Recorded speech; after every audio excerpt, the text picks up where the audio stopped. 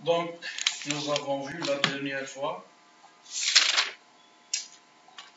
donc l'exemple. Donc cet exemple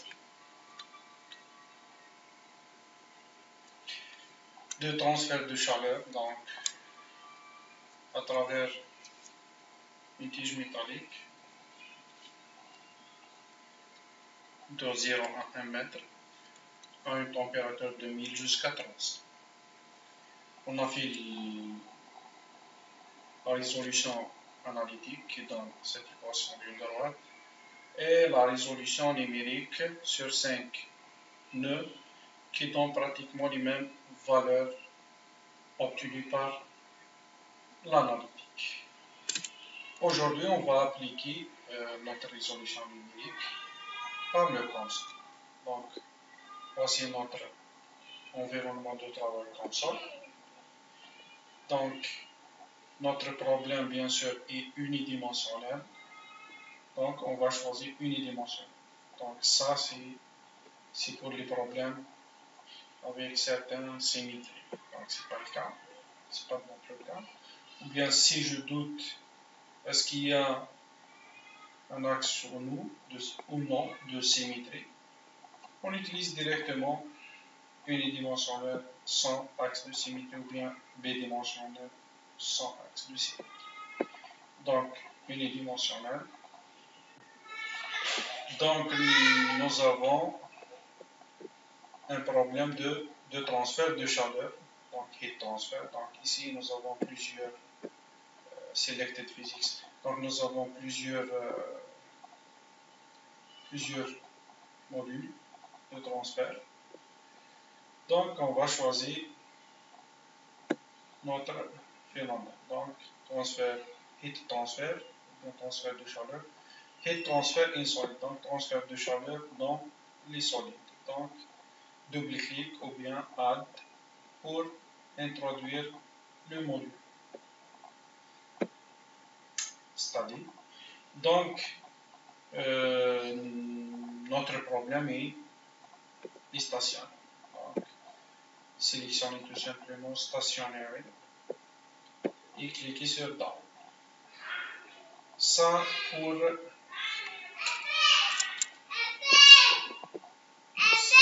notre. Donc, ça, si on dirait, on a sélectionné,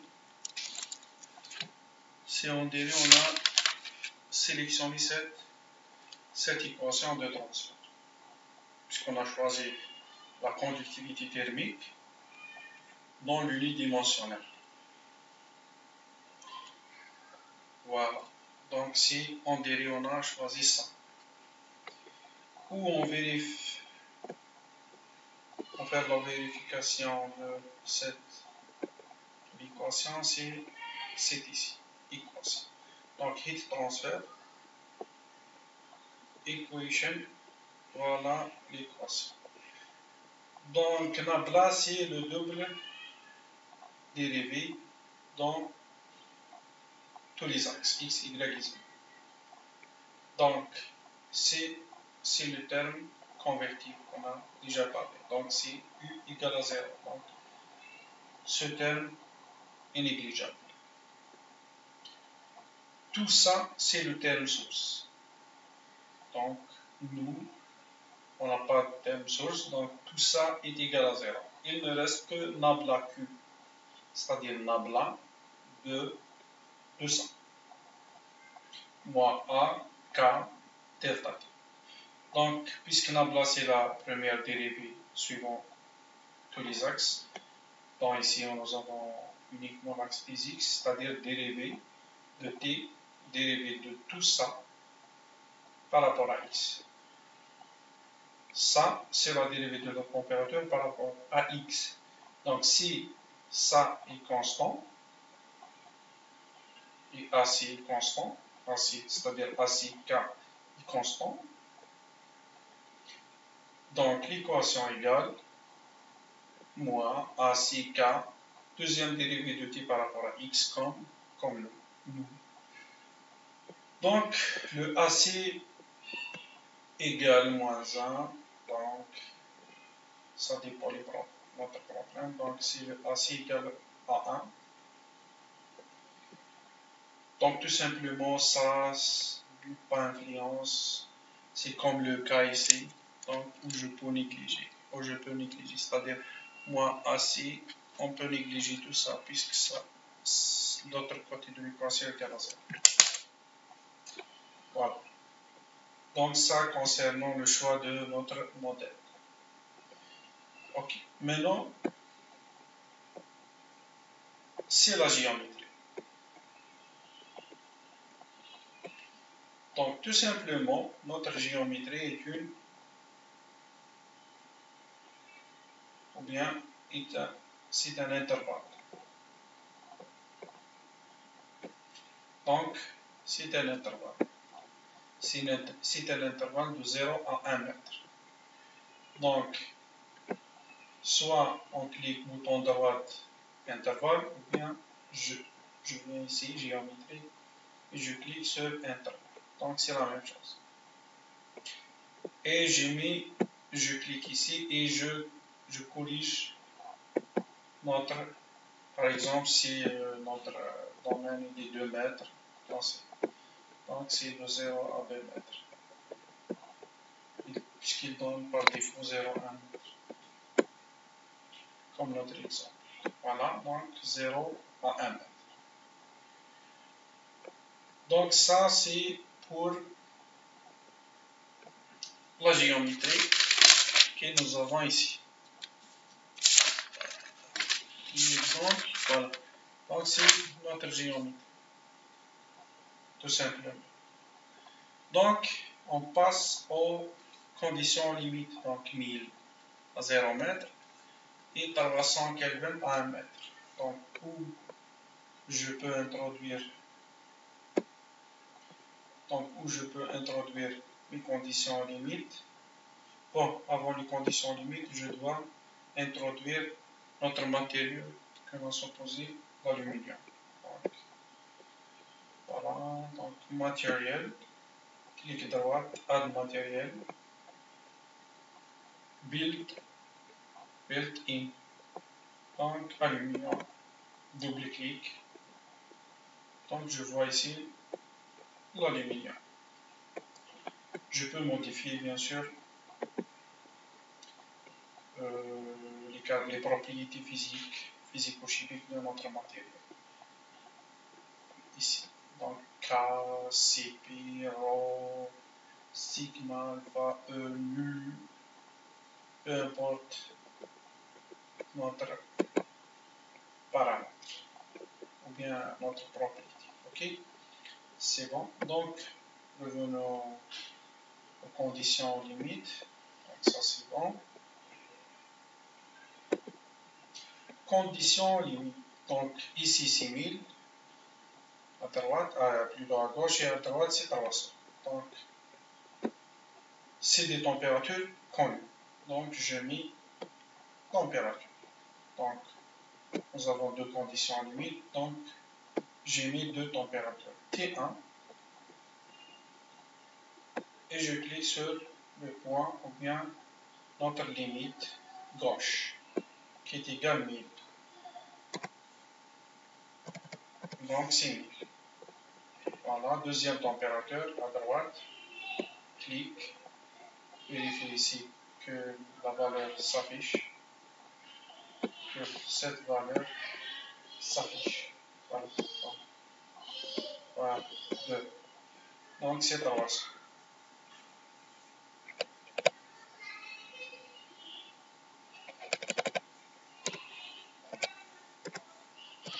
Voilà.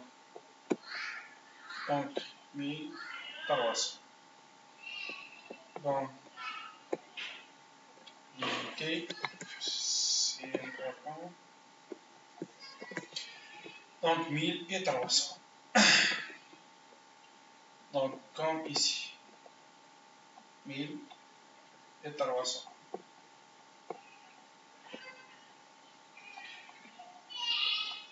Maintenant, après l'introduction les conditions limites et notre phénomène de transfert, on passe à ça.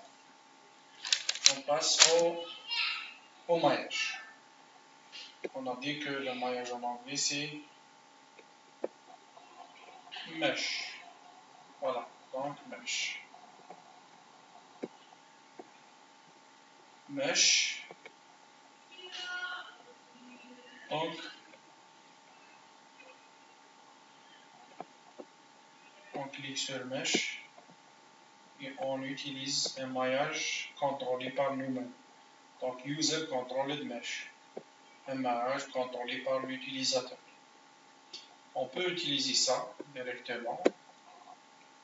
Donc, un maillage contrôlé par notre physique ou notre phénomène de transfert.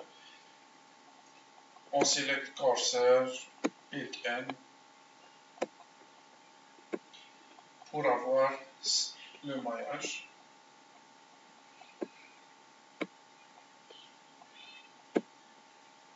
Normalement, il affiche ici. Bon. Voilà, donc voici le maillage. Donc, il donne 8 domaines.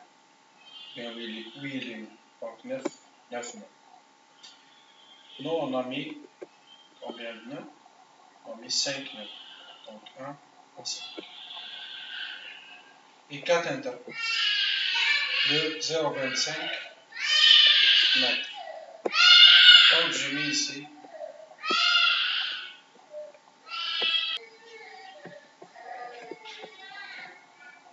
Donc, pour avoir un maillage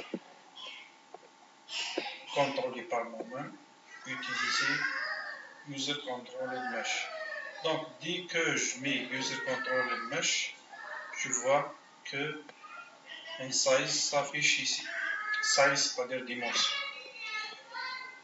Donc, l'élément, c'est 0,25.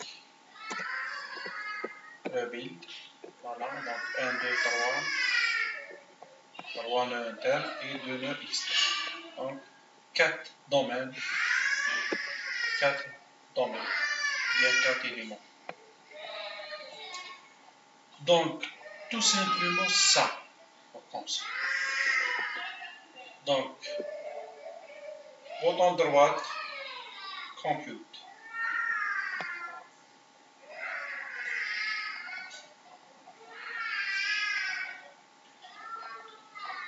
Et voilà, donc 1000 à 300.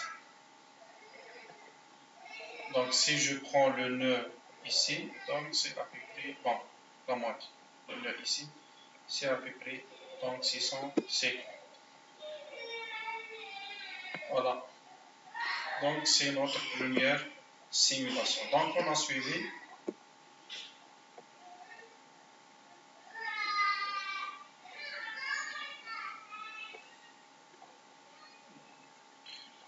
Donc, qu'est-ce qu'on a? Voilà. Donc, la géométrie. Matériel. Bon, avant la géométrie et le matériel, ainsi de suite, c'est le mode de transfert. Donc, mode de transfert, géométrie, matériel, maillage et résolution. C'est ici où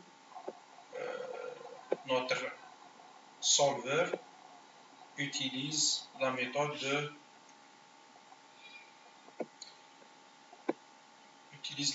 de Gauss-Seidel ou bien la méthode de Lagrange ou peu importe comme méthode de résolution.